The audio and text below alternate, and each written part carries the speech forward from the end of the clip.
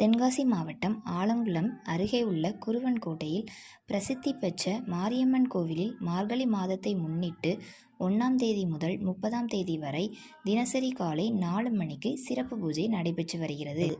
இந்த பூஜைகளில் ஏராளமான பக்தர்கள் சொந்த ஊரிலிருந்தும் வெளியூரிலிருந்தும் பங்கேற்று அம்மனை தரிசித்து அருள் பெற்று வருகின்றனர்.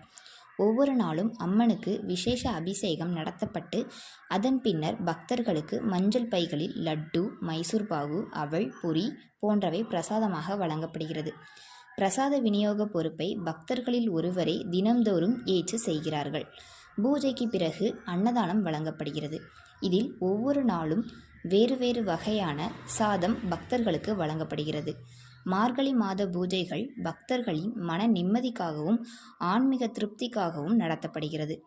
மார்கழி மாத பூஜை முடிவை ஒட்டி தை 1ஆம் தேதி அன்று கோவிலில் சிறப்பு பூஜை மிகவும் பிரம்மாண்டமாக நடத்தப்பட உள்ளது. இந்நிகழ்வின் மூலம் பக்தர்களின் பக்தி மேலும் அதிகரிக்கும்.